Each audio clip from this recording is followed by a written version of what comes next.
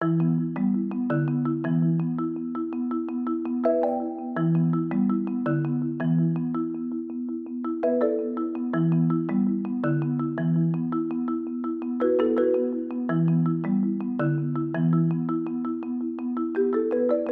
wonder why newspapers are the only media that people pay for every day? That's right, pay for it. Maybe because they know it's worth it. Maybe it's because they know that newspapers have the stories they can trust, break the stories they can trust, in the paper, on iPad, and on mobile. This is a story that, of course, no one would have known about until it came to the Irish Times, the story of Miss Hela Panavar's death in Galway University Hospital in October last year, seemingly because of the lack of clarity in our abortion legislation. We broke that story on the front page. It was, of course, online.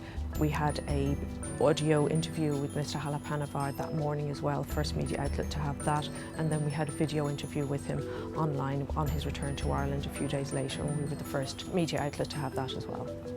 See, newspapers are now more social media. It's all integrated. At the Irish Independent, we regarded the property tax as a crucial element of Budget 2013 because it was new and it was going to affect every homeowner in the country. We also saw throughout the budget period the advantage that we had with both the print and online edition in terms of changing the manner in which we broke news, set the agenda, giving people a reliable source of information both in the print edition and online that was updating throughout the day on a breaking story such as the budget, which is so immensely important to people. The Herald took the story of Savita Hela Panavar a step further. After she died, the HSE set up a major investigation to find out what exactly happened to her, but nothing was heard from that investigation for months until we got sight of some of the draft documents that were involved in it. And when we printed it on the front page under the headline Savita, the truth, the whole story exploded all over again. Within hours it was trending on Twitter. News stations from all over the world were ringing us trying to find out what did we know about this story. And the powers that be, of course, were ringing furious that we had printed it. And that's when you know you've got a real scoop, that you've told ordinary people something that the people in authority don't want them to know. So I suppose that shows just how newspapers really can lead the way in breaking stories. And to think they said the internet would be bad for newspapers. In fact, it wasn't. It's opened up a whole new print and broadcast experience. Read it, see it. Everybody remembers the tragic case of Michaela McAreevy murdered on her honeymoon. What followed was a very badly bungled police investigation, a court case which saw 2 suspects walk free, and a relaunch of a murder investigation out there. So we went out 2 years on to see where that was at. We were able to produce from that a 16-page supplement for the newspaper, which was the full cold case investigation into this, and coupled with it, we were able to bring the reader into the crime scene and into the exact area where this had happened with our video cameras, which we posted online. But we do that's the sort of thing we do every week in the Sunday World. The newspaper has shed light on some of the darker issues that have affected a recession-hit Ireland. In one of the last budgets, a young girl from Cork, Joanna Reardon, she penned a letter to the Taoiseach Enda Kenny through our newspaper, which highly criticised the government for budget cuts to the disability sector.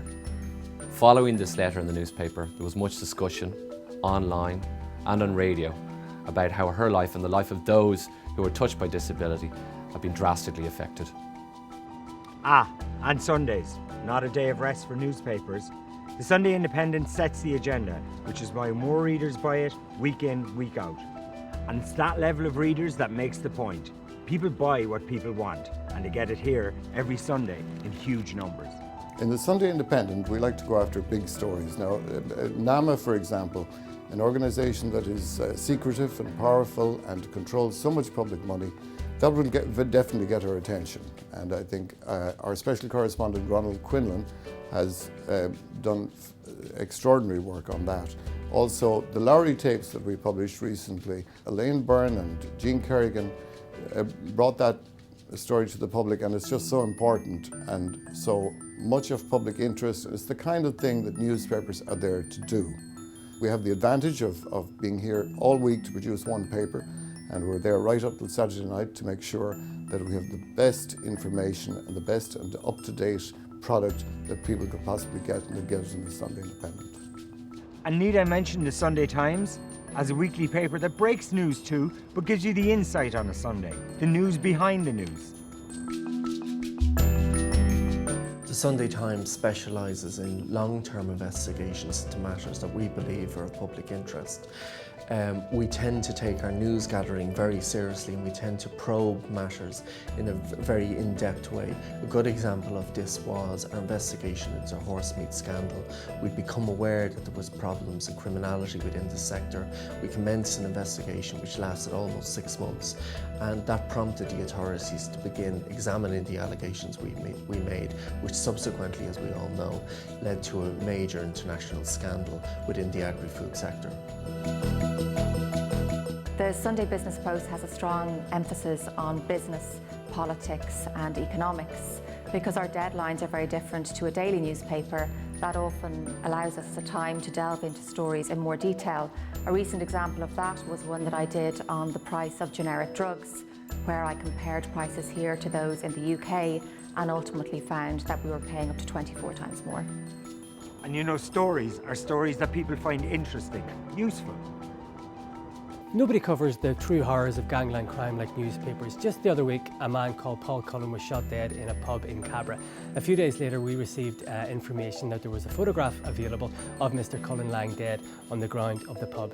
We drove for 200 miles through the day, and we eventually managed to get the photograph and sourced it and put it on the front page the next day. We make no apologies for that because we show the true horror of gangland crime, and that's what newspapers do better than anybody else. One of the stories that we did in the Mail on Sunday last year involved the Quinn case. We obtained a video in Kiev during which 2 members of the Quinn family were seen discussing a deal which took money away from the taxpayer and put money into the Quinn's pockets. This was at the same time that the Quinns were denying that they were doing this before the courts back here in Ireland. The tape wound up before the courts as evidence, and it's just one good example of how important the stories we do can be. It's out on the street where news matters, and the papers know what goes on. The Sun, we're breaking stories every day. We're on all the social networking sites. If something's happening, we're going to know about it. A great example of how it worked really well for us was our Stamp Out Cyberbullying campaign. We launched in the paper in November following a terribly tragic spate of suicides of young people, which was linked back to cyberbullying. Within a couple of weeks, we had 4,000 signatures. Some came into the paper, most were done online. We brought these to the government, made them aware of what the readers and what the public wanted. Plans are now in place to regulate this whole industry. And it was just a really good example because we got celebrities involved. They further tweeted and Facebooked about what we were doing. They reached a lot more members of the public. They then in turn signed our petition, and then it got to the right people. So it was a great example of how we interacted with social media. The Mirror is known for breaking exclusive lines on the country's biggest stories every day. For example, the recent and very tragic murder of Garda Adrian Donoghue. From the grisly murder scene near Dundalk in County Louth that day back in January, to the hunt for the callous killers, the Mirror has led the way. And people depend on newspapers, none more so than our farming friends. And the Irish Farmers Journal has been giving farmers news for what, 65 years now? The Irish Farmers Journal is focused on improving the competitiveness of Irish farming and the well-being of those involved in the sector. It was this commitment to our farmers that saw us involved in a campaign for equivalent standards on beef imports into Europe. 2 investigative missions to Brazil and presentations to the European Commission saw Brazilian beef imports banned into Europe. Strict regulations that are in place today continue to deliver higher prices to farmers and to our readers. Our team of specialists are an integral part of the industry and spend a lot of their time out in farms like this. It is this close working relationship with our readers that ensures we produce unique content that is relevant every week and that we remain fearlessly on the farmer's side. You see, that's why they pay for newspapers. If you think of us as one organisation, we're Ireland's biggest breaking broadcaster, and, don't forget, with local press in every town and city in the country. In the papers, online, on smartphones, on Twitter, on Facebook, everywhere integrated. It's changing, it's better, it's engaging, it's here to stay. This is social media.